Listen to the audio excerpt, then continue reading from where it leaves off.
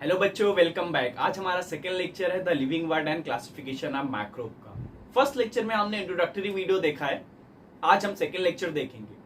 तो आपको पता है कि लिविंग वर्ड, हमारा जो लिविंग वर्ड है अर्थ पे, उस पे 70 मिलियन ऑफ स्पीसीज है और 70 मिलियन ऑफ स्पीसीज को स्टडी करना बहुत टफ है। कैसे स्टडी करोगे? इसलिए क्लासिफिकेशन थ्योरी आई। क्लासिफिकेशन थ्योरी का मतलब होता है कि अलग साइंटिस्ट ने लिविंग ऑर्गेनिज्म को उसके कैरेक्टर के बेसिस पे अलग अलग डिवाइड किया गया ताकि हमें समझने के लिए, पढ़ने के लिए वो इजी हो।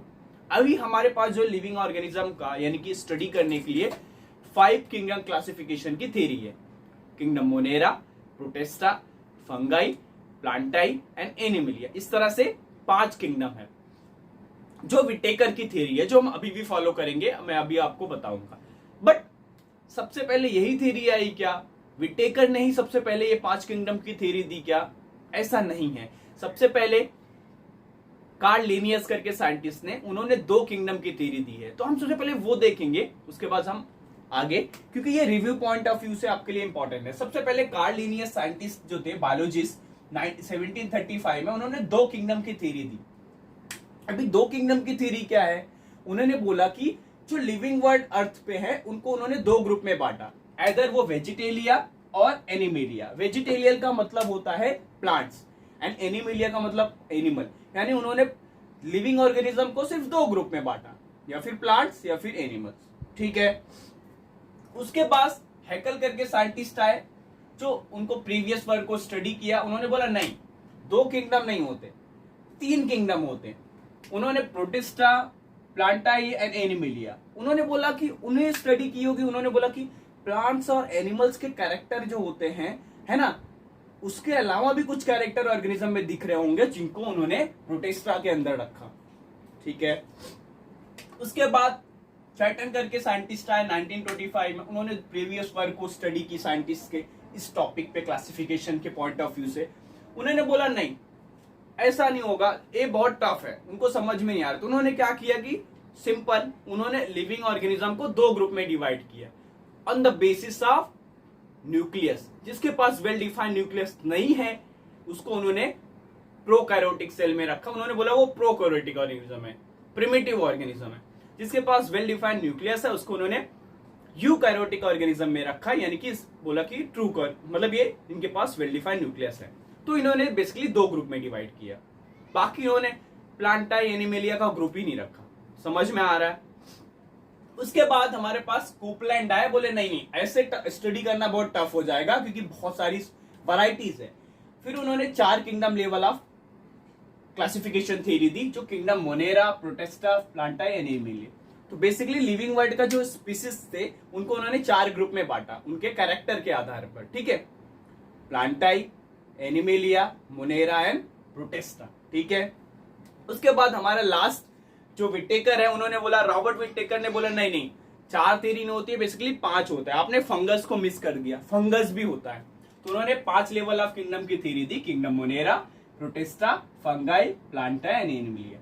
ठीक है। तो उन्होंने रॉबर्ट विटेकर ने 1969 में जो 5 लेवल ऑफ किंगडम क्लासिफिकेशन की थ्योरी दी है, जो हम अभी भी फॉलो करते हैं क्योंकि ये सबसे करेक्ट थ्योरी है। आगे कुछ भी चेंजेस हो सकता है, ये हमें पता नहीं है, लेकिन अभी जो हम फॉलो करते हैं ये यही थ्योरी है। ठीक है। अभी kingdom monera, Protista, fungi, Plantae, animalia को जो कैरेक्टर्स है वो हम देखेंगे, उनको कैसे डिवाइड किया गया है, विटेकर ने कैसे डिवाइड किया गया है लिविंग ऑर्गेनिज्म को, वो हम देखने वाले हैं। ठीक है बच्चों। तो सबसे पहले लिविंग ऑर्गेनिज्म को विटेकर ने कैसे डिवाइड किया?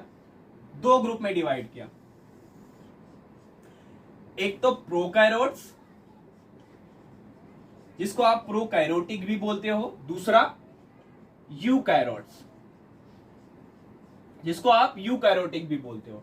अभी ये उन्होंने किस बेसिस पे किया? जिसके पास वेल डिफाइंड न्यूक्लियस। ठीक है। वेल डिफाइंड न्यूक्लियस, जिसके पास वेल डिफाइंड न्यूक्लियस यानी कि वेल डिफाइंड न्यूक्लियस है, उसको उन्होंने यूकैरियोट्स रखा। जिसके पास वेल डिफाइंड न्यूक्लियस है नहीं है, उनको उन्होंने प्रोकैरियोट्स रखा on the basis of nucleus. Living organism को सबसे पहले 2 ग्रुप में डिवाइड किया, यूकैरियोट्स एंड प्रोकैरियोट्स।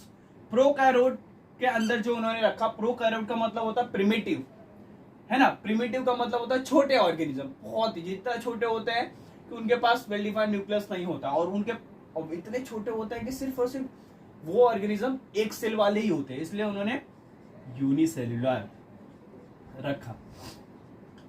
प्रोकैरियोट के अंदर कौन से ऑर्गेनिज्म आते हैं? एक सेल वाले ऑर्गेनिज्म आते हैं जिसके पास सिर्फ और सिर्फ एक सेल होता है, इसलिए उन्होंने उनको बोला यूनिसेलुलर। और उसके अंदर सिर्फ और सिर्फ एक किंगडम आता है, that is a kingdom Monera, kingdom Monera, ठीक है। प्रोकैरियोट्स यानी कि जिसके पास वेल डिफाइंड न्यूक्लियस नहीं है, वो एक सेल वाले हैं, और ऐसे जो 5 किंगडम है उसमें से सिर्फ एक किंगडम आता है, किंगडम मोनेरा। और एग्जाम्पल के तौर पर बैक्टीरिया सारे के सारे लगभग किंगडम मोनेरा में आते हैं, ठीक है। अभी आगे जाके क्या हुआ, यूकैरियोट्स 2 ग्रुप में डिवाइड हो गया, ठीक है।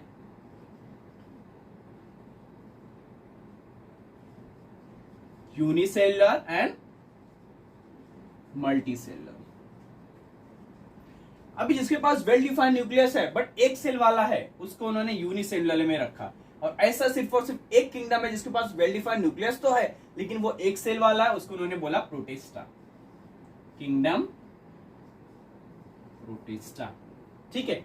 उसके कैरेक्टर हम अभी देखने वाले। और मल्टीसेलुलर ऑर्गेनिज्म जो है जिसके पास यूकैरियोटिक है, मल्टीसेलुलर है, उसको उन्होंने 3 ग्रुप आगे डिवाइड किया गया है।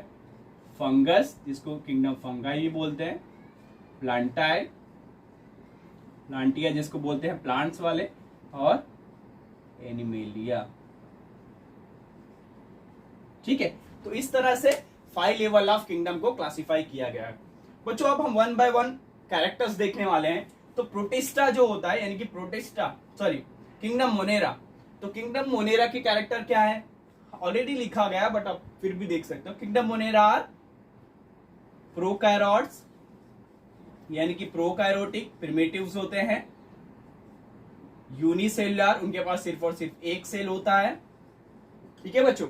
और they are autotroph, they are autotrophic और हिट्रोट्रॉपिक, हिट्रोट्रॉपिक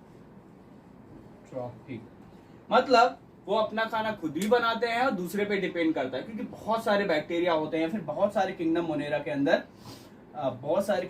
के अंदर जो ऑर्गेनिज्म आते हैं, छोटे ऑर्गेनिज्म, प्रिमिटिव ऑर्गेनिज्म, वो कुछ भी हो सकते हैं।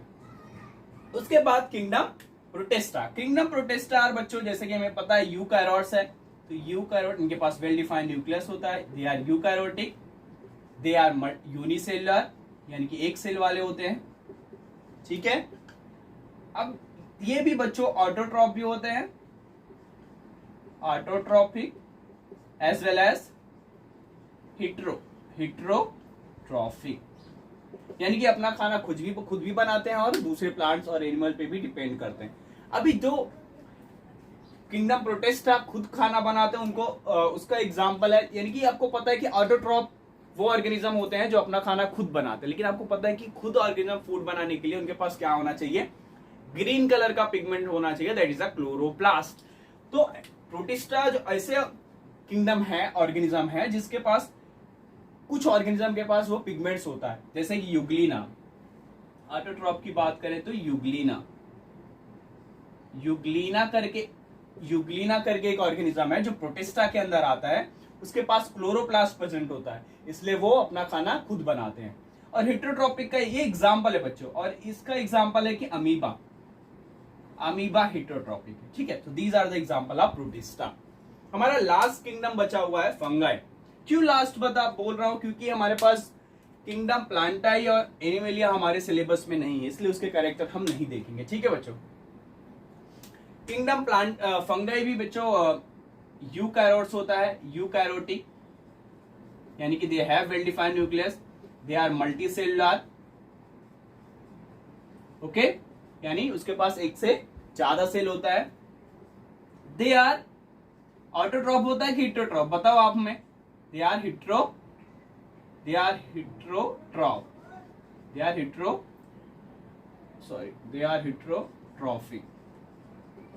ठीक है, अभी हेटेरोट्रॉपिक के अंदर क्या होता है, वो सेप्रोफाइटिक होता है।